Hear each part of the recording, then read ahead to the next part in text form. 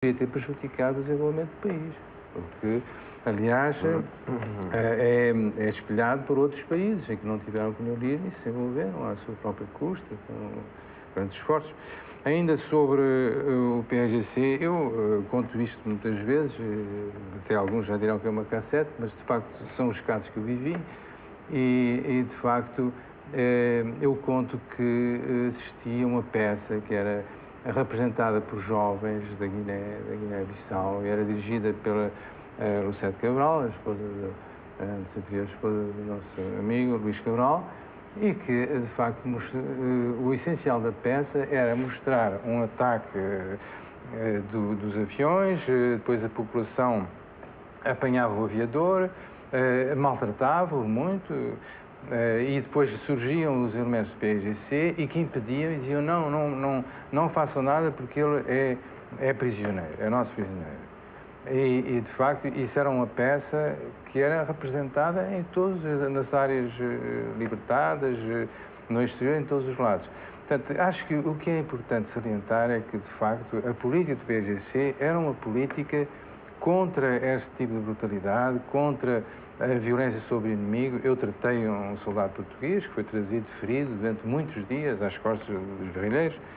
Quer dizer, ainda conto outra história que o Luís Cabral possivelmente não se lembra, mas que também me parece que é bastante paradigmática, é que uma altura em que chegaram um grupo de portugueses presos, já não sei quantos, 10 ou 15, e eu por quase estava com o Luís Cabral nessa altura, e chega um guerrilheiro, que é o Lai, e diz, olha, chegaram à fronteira, nós estávamos em Ziguinchor, que é já no Senegal, portanto, chegaram os prisioneiros e nós precisamos de manteiga. Disse isso com um ar ansioso.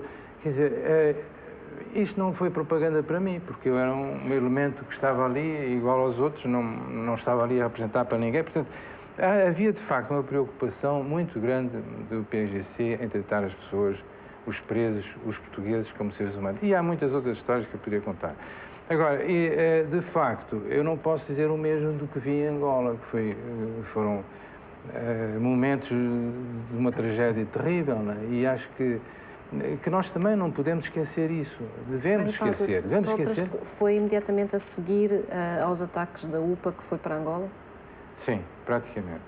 Claro que eu também aceito o que diz o nosso amigo Barahona, que as pessoas são marcadas e desenvolvem-se, as suas maneiras de reagir desenvolvem-se muitas vezes em dependência daquilo que foram sujeitos, das experiências que foram sujeitos, e evidentemente as pessoas que viram massacres da UPA, isso deve ter tido sobre eles um efeito terrível. Mas nós não podemos aceitar que se instaure como norma a lei do talião, quer dizer, eles mataram e nós vamos tratar. Eu ouvi um ministro dizer isso, né, em uma locução aos oficiais, quer dizer, se eles vos cortam a cabeça, cortem-lhes a cabeça. Quer dizer, isso mostra, de facto, a culpa principal. Eu não a vejo propriamente como pertencendo a alguns que cometeram crimes, não é?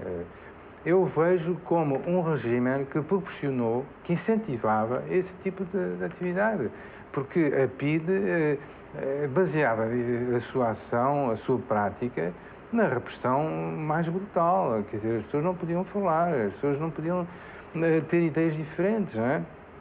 E isso fazia com que, de facto, a guerra em Angola e do nosso lado fosse uma guerra de que eu me envergonhava. Eu me envergonhava porque eu vi um papel em que se dizia que todos os seres vivos a partir do Negás, nós chegámos ao Negás a certa altura e depois a partir daí era uma situação muito difícil, estava tudo, enfim, havia estradas cortadas, etc. E disseram-nos, e havia um papel que dizia, liquidem, eliminem todo sinal de vida que existia daí por diante até Andamba. Isso, aliás, os soldados e os oficiais, muitos deles não cumpriam isto, quer dizer, eles próprios não cumpriam integralmente, porque eram muitíssimo diferentes. Havia gente humana entre os oficiais e até entre os colonos, não é? Entre os colonos também havia gente muito boa. Princípios em todo o lado. Havia. Deixe-me fazer uma pergunta, Luís Cabral. Tirando o Mário Pádua, que, enfim, foi bastante visível o seu apoio ao PAGC, PAIGC sentiu-se sempre apoiado pelos antifascistas e anticolonialistas portugueses. Como é que era essa relação? A relação de gente que estava do mesmo lado da barricada. E quando nós íamos a Argel e encontrávamos com os antifascistas portugueses que lá estavam, ou éramos companheiros da luta e acompanharam ao aeroporto no fim da estadia, na verdade. Isso acho que não deixou de dúvida nenhuma no espírito dos nossos combatentes de que o povo português era uma coisa, a guerra colonial era uma outra coisa que nos foi imposta, mas as relações entre nós e o povo português foi uma coisa sempre defendida e preservada como um elemento útil para a reconstrução do nosso país depois do fim da guerra colonial. Lembro-me até de um facto interessante de uns guerreiros do PAIGC que estavam emboscados e estava a passar uma unidade do exército colonial e eles não tinham força suficiente para atacar essa unidade, então eles podiam fazer mal. E então eles disseram-me a mim que nós temos a ver os que vinham à frente, havia africanos e havia portugueses. E nós dizíamos, mas olha, aquele africano está lá porque quer, mas aquele português pode ser um daqueles que o Amílcar disse que teve que vir à força aqui para a guerra na Guiné. Quer dizer, essa mentalidade generalizou-se na interpretação pelo combatente da liberdade do fenómeno da guerra que nos era imposto pelo poder colonial. Eu julgo que esse clima era também presente no filme do Flora, Na Morte Negra, em que de facto os portugueses eram vistos como uma tropa que se combatia, mas não de uma forma de algum ódio. Aliás, o Flora já disse que não era capaz de ódio. Acho que era possível fazer-se um filme sobre a guerra dos dois lados, por exemplo, de fazeres a parte guineense, Zé Barahona, que está ali sentado, fazer a parte portuguesa. Sim, acho que seria realmente uma experiência interessante. Eu sempre sonhei realmente em fazer um filme sobre essa... acho que para mim é um mito essa guerra que se fala e que eu acho que até vale a pena começar a falar. O facto já de termos esse encontro aqui já eu acho que é um grande passo e para um eventual mise-en-scène de um filme desse tipo.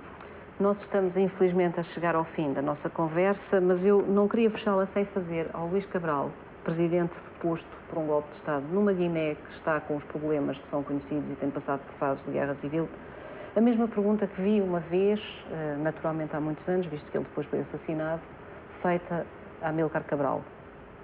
Depois de tudo isto, valeu a pena? Eu penso que valeu a pena.